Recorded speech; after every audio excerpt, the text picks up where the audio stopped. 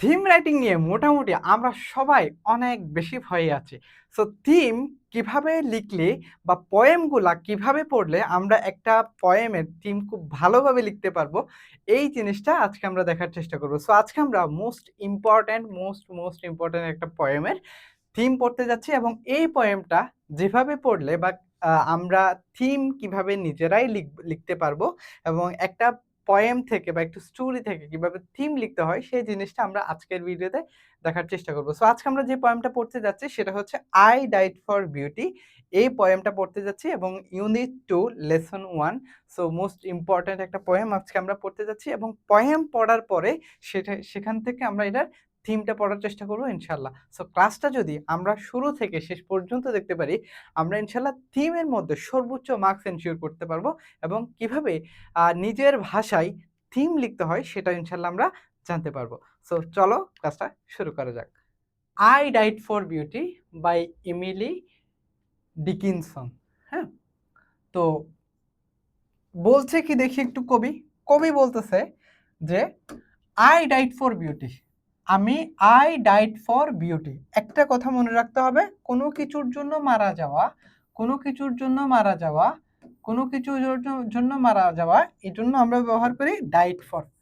কোনো কিছুর জন্য মারা যাওয়া। ঠিক আছে? তাহলে হচ্ছে কবি সৌন্দর্যের জন্য মারা গেছে। I died for beauty but কিন্তু ওয়াজ স্কেয়ার্স। স্কেয়ার্স মানে হচ্ছে স্বল্পতা।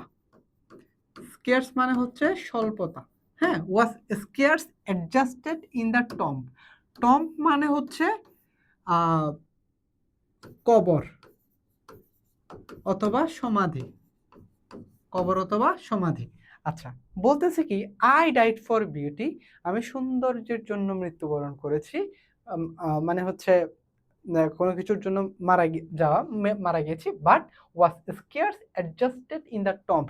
কিন্তু সময়ের স্বল্পতার কারণে অথবা সময় কম, এইজন্য was adjusted in the tomb. Tomb মানে হচ্ছে আমাকে কি করা হয়েছে? অ্যাডজাস্টেড ইন দ্য টম্ব মানে হচ্ছে আমাকে কবরে সমাধিত করা হয়েছে। বুঝতে পারছেন? মানে কবি কি করেছে? সুন্দরের জন্য ডাইড ফর মারা গিয়েছে এবং তিনি মারা যাওয়ার পরে যেহেতু সময় কম, এই কম সময়ের মধ্যে তিনি হচ্ছে কি করছে? Scarce adjusted in the tomb, তাকে হচ্ছে কবরে কি করা হয়েছে? সমাহিত করা হয়েছে। ঠিক আছে?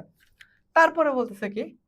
When one who died for truth, যখন একজন ব্যক্তি যে ডাইড ফর ট্রুথ, সত্যের জন্য মারা গিয়েছে, যে সত্যের জন্য মারা গিয়েছে, ওয়াস লেইন মানে হচ্ছে তাকে শায়িত করা হলো পেসিভে।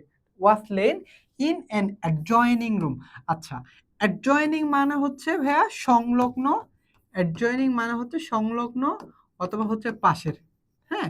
বলছে যে একজন লোক যে সত্যের জন্য মারা গিয়েছিল তাকে শায়িত করা হয় অথবা তাকে সমাহিত করা হয় ইন অ্যান অ্যাডজয়নিং রুম। তার মানে হচ্ছে তার পাশের রুমে অথবা তার পাশের কবরে কেউ একজনকে শায়িত করা হয় অথবা কবরস্থ করা হয় অথবা সমাহিত করা হয়।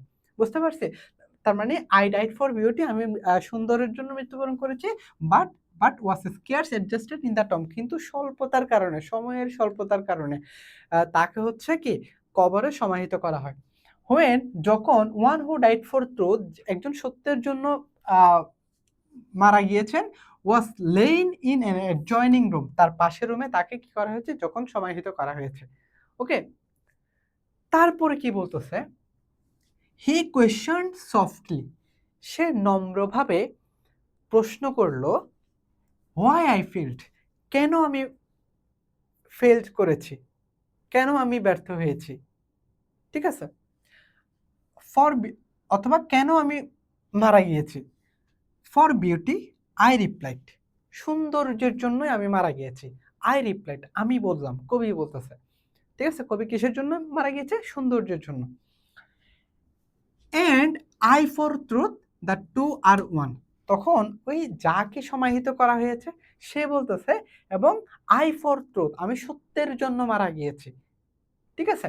For for the two are one, the two বলতে হচ্ছে তুমি আর আমি, আমরা দুজনেই হচ্ছে same. The two are one, আমরা দুজনই একই।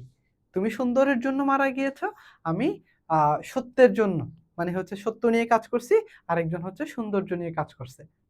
ওকে, তারপর বলতেছে উই ব্রিথ্রেন আর হি সেড।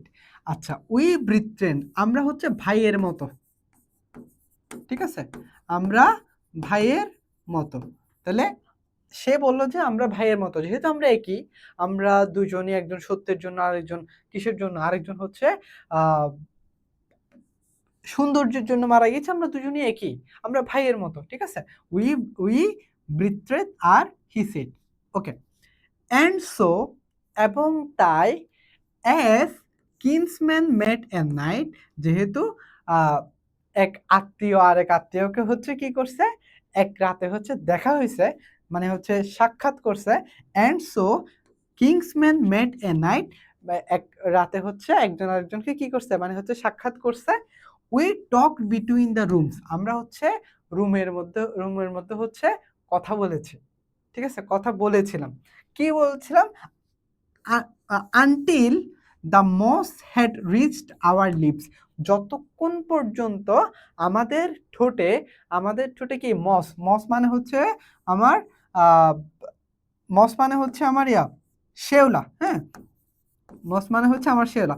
যতক্ষণ আমাদের মুখে শেওলা পড়ে নাই, ততক্ষণ পর্যন্ত আমরা কি করছি, আমরা আহ, আমরা কথা বলেছিলাম, talked. Okay, and covered up our names, তার মানে হচ্ছে অ্যান্ড কাভার্ড আপ, অর্থাৎ যতক্ষণ পর্যন্ত আমাদের ঠোঁটে হচ্ছে কি পড়ে নাই, মস পড়ে নাই, এবং আমাদের নেম প্লেটের মধ্যে, আমাদের নামের উপরে যতদিন শেওলা হচ্ছে কি করে নাই, যতদিন পর্যন্ত শেওলা বলতে যে কেউ যখন মারা যায়, তখন তার যে নেম প্লেট আছে, তো যখন শেওলা দিয়ে ঢেকে যায়, তখন হচ্ছে কি সেটা কি হয়ে যায়, আর দেখা যায় না, তার মানে সেটার চিহ্নটা মুছে যায়।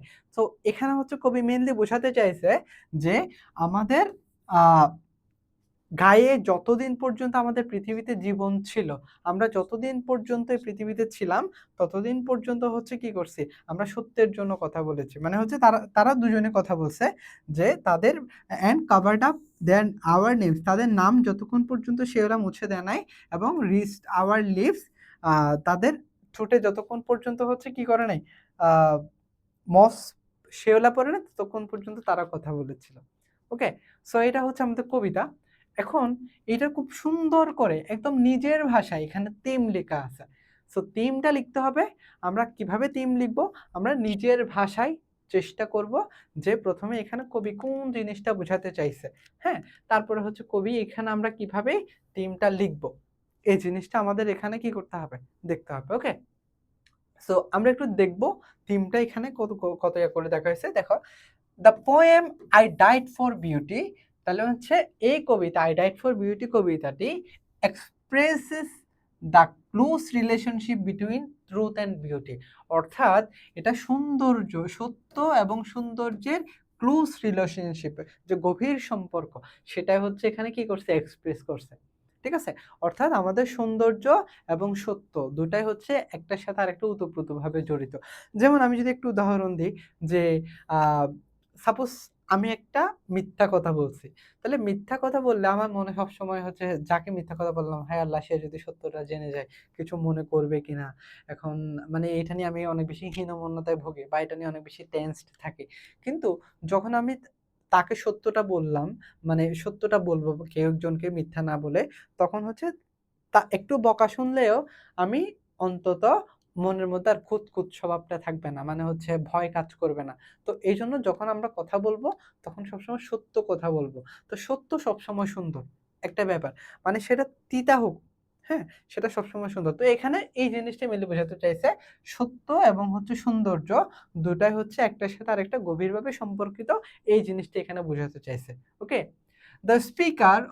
The speaker who died for beauty, তার মানে হচ্ছে যে সৌন্দর্যের জন্য মৃত্যুবরণ করেছে, তিনি মিটস অ্যানাদার, আরেকজনের সাথে সাক্ষাৎ করেছে, হু ডাইড ফর ট্রুথ, যে সত্যের জন্য মারা গিয়েছে, অ্যান্ড রিয়েলাইজেস দ্যাট, এবং রিয়েলাইজ করলো, কি রিয়েলাইজ করলো, both are essentially the same, তার মানে হচ্ছে সত্য এবং সুন্দর দুটাই এসেনশিয়ালি সেম। এই জিনিসটা হচ্ছে তারা কি করলো, রিয়েলাইজ করলো। দ্য পোয়েট সাজেস্ট দ্যাট, তার মানে পোয়েট কি করলো, সাজেস্ট করলো, truth and beauty R deeply connected and equally meaningful in human life. অর্থাৎ অর্থাৎ সত্য এবং সুন্দর দুটোই আমাদের হচ্ছে কি ডিপলি কানেক্টেড, খুব গভীরভাবে সম্পর্কিত, অ্যান্ড ইকুয়ালি এবং সমানভাবে মিনিংফুল ইন হিউম্যান লাইফ, অর্থাৎ হিউম্যান লাইফে, মানব জীবনে এটা হচ্ছে মিনিংফুল এবং গুরুত্বপূর্ণ। বুঝতে পারছি? আচ্ছা, however time and death ultimately silence them as moss covers their names। আচ্ছা, তার মানে হচ্ছে টাইম এন্ড ডেথ এখানে হচ্ছে কি বুঝাইছে, মানে হচ্ছে একটা উদাহরণ দিয়ে বুঝাইছে। টাইম এন্ড ডেথ, যেহেতু আমাদের জীবনটা খুব ছোট, আমরা আমাদের বয়সটা হচ্ছে কিছু সময়ের সমষ্টি, হ্যাঁ? তো কিছু বছরের সমষ্টি আমাদের বয়স। তো যখন আমরা আমরা যেহেতু পৃথিবীতে আসি, আমাদের একটা সময় পর চলে যেতে হয় এই পৃথিবী ছেড়ে। যেহেতু খুব কম সময়ের জন্য আমরা আসি, এখানে কবি বলতেছে টাইম অ্যান্ড ডেথ, সময়ের স্বল্পতা এবং হচ্ছে একটা সময় গিয়ে আমাদের মারা যেতে হয়। এজন্য ডেথ আল্টিমেটলি সাইলেন্স দেম। একটা সময় যে মানুষটা সত্যের জন্য কথা বলতো, যে মানুষটা সত্যের জন্য সংগ্রাম করত, যে মানুষটা সৌন্দর্যের জন্য সংগ্রাম করত, ওই মানুষটা আল্টিমেটলি সাইলেন্স, নীরব হয়ে যায়। কিসের কারণে? টাইম, সময় স্বল্পতার কারণে সে মৃত্যুবরণ করে। একটা সময় গিয়ে আল্টিমেটলি সাইলেন্স দেম, যেটা হচ্ছে মৃত্যু এবং সময় তাদেরকে নীরব করে দেয়।